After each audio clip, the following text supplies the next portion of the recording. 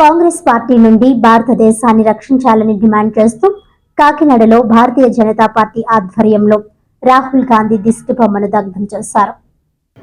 శనివారం సాయంత్రం భారతీయ జనతా పార్టీ ఆధ్వర్యంలో కాకినాడ కల్పన సెంటర్లో ఉన్న కాంగ్రెస్ పార్టీ కార్యాలయం సమీపంలో రాహుల్ గాంధీ దిష్టిబొమ్మను దగ్ధం చేశారు.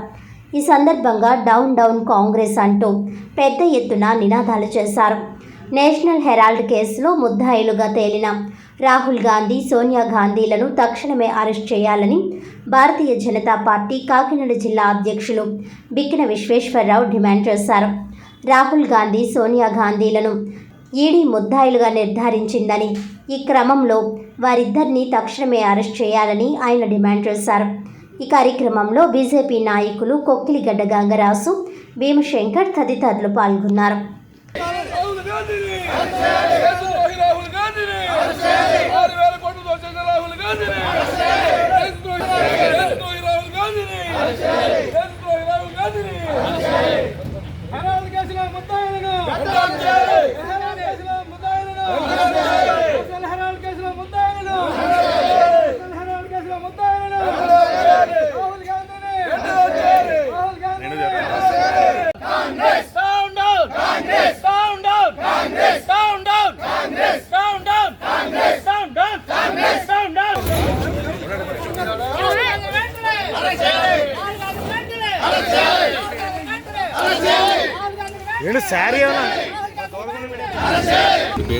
అందరికీ నమస్కారం.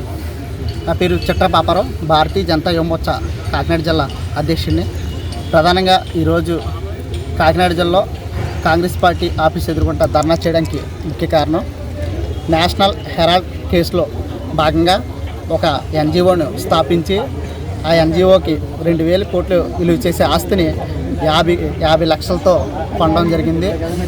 కాంగ్రెస్ అగ్రనేతలైన రాహుల్ గాంధీ అలాగే సోనియా గాంధీ గారు మనీ లాండరింగ్ కేసుకు పాల్పడి ఈ నేషనల్ హెరాల్డ్ కేసులో ఇంత భారీ స్కామ్ చేసిన కాంగ్రెస్ అగ్రనేతలను సోనియా గాంధీ గారిని, రాహుల్ గాంధీ గారిని వెంటనే శిక్షించాలని చెప్పి మా భారతీయ జనతా పార్టీ నాయకులు, కార్యకర్తలు, కాకినాడ జిల్లా నాయకులందరూ ఈ ర్యాలీ చేయడం జరుగుతుంది. నేషనల్ హెరాల్డ్ కేసులో రాహుల్ గాంధీ గారు మరియు సోనియా గాంధీ గారు పాత్ర చాలా క్లియర్గా తేటతెల్లమైంది. ఈడీ కూడా వారిపై ఛార్జ్ షీట్స్ ఇవ్వడం జరిగింది, నోటీసెస్ ఇవ్వడం జరిగింది. ఇందులో పూర్తిగా వారి ముద్దాయిలను కూడా తేలడం జరిగింది. వారిద్దరిని కూడా తక్షణం అరెస్ట్ చేయాలి. అధికార దుర్వినియోగం చేయడంలో కాంగ్రెస్ పార్టీ ముందుంటుంది. దాంట్లో భాగంగా నేషనల్ హెరాల్డ్ ఇష్యూలో కూడా చాలా భారీ మొత్తంలో విలువ చేసేటువంటి ఒక ఎసెట్స్ని అతి తక్కువ చౌక ధరలకి వారు ఏదో ఉల్లిపాయలు, పచ్చిమిరకాయలు కొనుక్కున్నట్టుగా కొనుక్కోవడం అనేది చాలా దారుణమైన పరిస్థితి.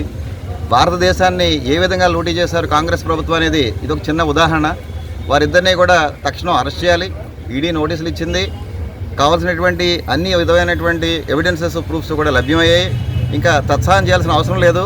ఇటువంటి దేశద్రోహుల్ని అర్జెంటుగా శిక్షించి వారికి తగు శిక్ష పడితే ఫ్యూచర్లో మరెవరూ కూడా ఇలాంటి ప్రయత్నం చేయరు.